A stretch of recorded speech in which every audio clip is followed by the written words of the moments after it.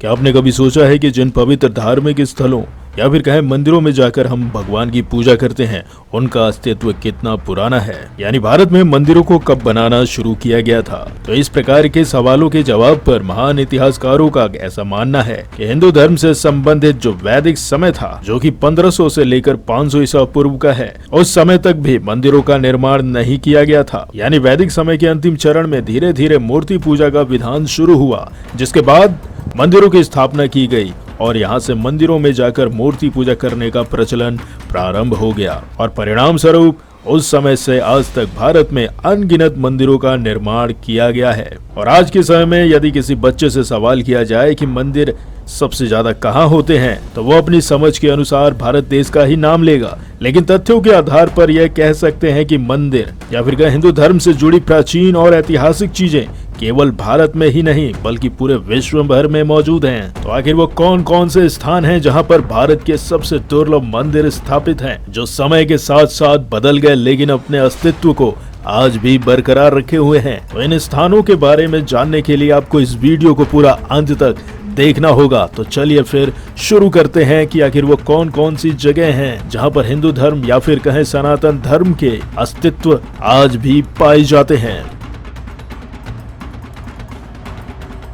तो सबसे पहले हम जिस स्थान की बात करने जा रहे हैं, उसका नाम सुनकर आपको थोड़ा सा हैरानी भी होगी और गर्व भी होगा। तो वो स्थान है वेटिकन सिटी। यानी विभिन्न शोधकर्ताओं ने माना है कि आज के समय में भारतीय भूमि से मीलों दूर ऐसे कई शहर हैं जहां प्राचीन मंदिर मौजूद हैं, लेकिन ये केवल मंदिर की एक झलक ही देते हैं। इनमें से एक है इटली की वेटिकन सिटी और ये पूरा का पूरा शहर ही शिवलिंग की आकृति का माना जाता है। यानी प्रसिद्ध इतिहासकार पीएन ओक की खोज में इस बात की पुष्टि की गई है कि इटली के रोम में वेटिकन सिटी को यदि काफी ऊंचाई से देखा जाए तो इस शहर का आकार शिवलिंग की तरह है, क्योंकि ओक ने वेटिकन सिटी और शिवलिंग के बीच के संबंधों के बारे में जो दावा किया है वो काफी रोचक है। और ऊंचाई से ली गई तस्वीर को अगर आप ध्यान से देखेंगे तो इसमें हमें त्रिपुंड यानी भगवान शिव के माथे पर लगी 3 लाइन दिखाई देती है। और अगर हम बात करें वेटिकन सिटी की संस्कृत शब्द में, तो इतिहासकार ओक की माने तो वेटिकन शब्द संस्कृत के एक शब्द वाटिका से लिया गया है, जिसका अर्थ होता है वैदिक संस्कृत केंद्र। और ऐसे शब्द ये सिद्ध करते हैं कि क्री ईसाई यानी ईसाई धर्म के अस्तित्व में आने से पहले ही वेटिकन शहर एक हिंदू धार्मिक केंद्र के रूप में स्थापित हो चुका था। अब इस अस्तित्व को भले ही कोई नकार दे, लेकिन जो बात कही गई है उसमें कहीं ना कहीं सच्चाई तो जरूर है। तो अब चलिए अब आगे बात करते हैं दूसरे स्थान के बारे में। तो वो स्थित है कंबोडिया।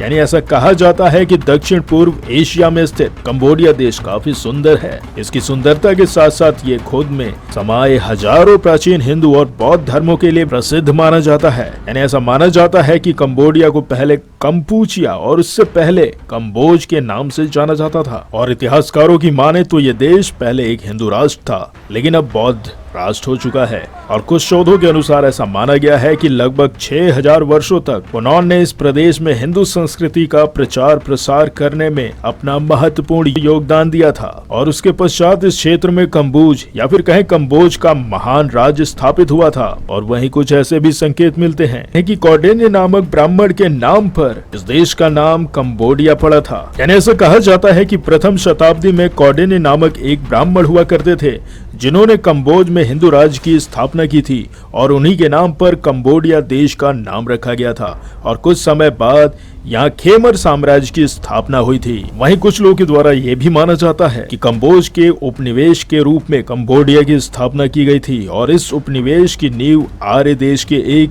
शिव भक्त राजा स्वयंभू ने डाली थी। और राजा स्वयंभू और राजा कंबू स्वयंभू द्वारा इस जगह को बसाने की कहानी भी काफी रोचक है। यानी कहते हैं कि राजा जब यहाँ आए थे तो ये जगह एक भयानक जंगल के समान हुआ करती थी और राजा यहाँ आए, उसके बाद यहाँ पर आकर यहाँ बसी हुई नाग जाति के राजा की सहायता से उन्होंने यहाँ एक नया राज्य बसाया। उसके लिए राजा कंबू ने नागराज की कन्या मेरा से विवाह किया था, जिसके बाद ही कंब्यूज राजवंश की नींव पड़ गई थी इस स्थान पर। तो ये तो बात रही कंबोडिया देश की। और अब बात करते हैं इंडोनेशिया में स्थित बाली द्वीप की।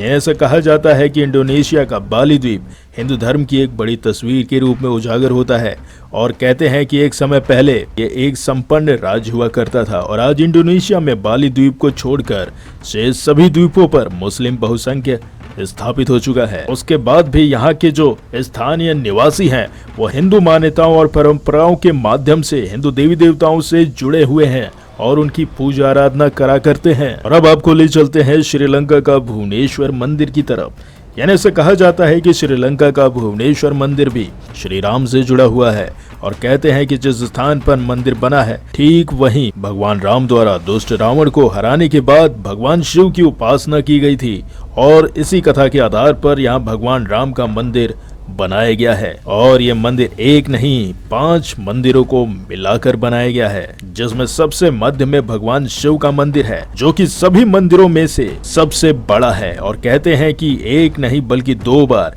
ये मंदिर पुर्तगाल सभ्यता द्वारा नष्ट किया गया था और दोनों बार इस मंदिर का फिर से निर्माण भी कराया गया। और अब चलते हैं अफगानिस्तान, यानी जहाँ पर श्री कृष्ण के सिक्के मौजूद हैं।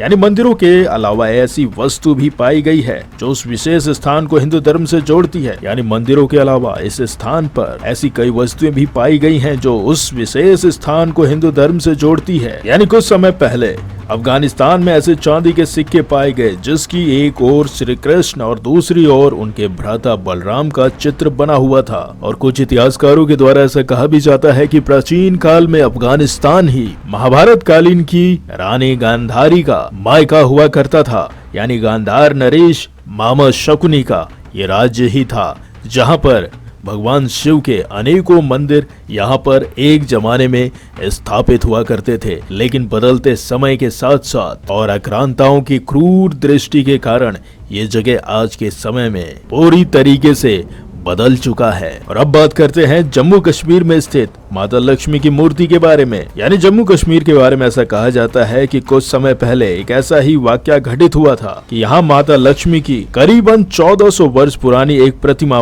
पाई गई है, जहाँ चट्टानों की मदद से बनी हुई ये सुंदर मूर्ति जम्मू कश्मीर की अनंतनाग जिले के बघामा गाँव से खोजी गई थी। और ये गांव झेलम नदी के किनारे स्थित है और इसी नदी के पास के लोगों को इस भव्य मूर्ति की प्राप्ति हुई थी। और हमारे वेदों में भी ये बताया गया है कि एक जमाने में कश्मीर महर्षि कश्यप की तपोभूमि हुआ करती थी और उन्हीं के नाम पर ही इस स्थान का नाम कश्मीर रखा गया था। और अब चलते हैं रूस की तरफ, जहाँ पर कहा जाता है कि भगवान विष्णु की मूर्ति काफी ज्यादा प्राचीन पाई गई है। और आपको ये जानकर हैरानी भी होगी कि महाभारत कालीन में रूस वो स्थान है जिसको आर्यव्रत कहा जाता था। और आज के रूस में हिंदू धर्म की मान्यता अनुसार सृष्टि के पालनहार माने जाने वाले भगवान विष्णु की मूर्ति मिली है। और ये मूर्ति रूस के वोल्गा क्षेत्र के गांव से मिली है, जो कि अपने आप में ही बेहद पुराना गांव है। और ऐसा माना जाता है कि इस गांव की स्थापना आज से तकरीबन 1700 वर्ष पहले की गई थी और स्थानीय लोगों के द्वारा इस गांव को रूस के सभी शहरों की मां कह के पुकारा जाता है। तो अगर देखा जाए तो पूरी धरती ही सनातन धर्म से परिपूर्ण भरी हुई है। और अगर हम इसके इतिहास को खरोचे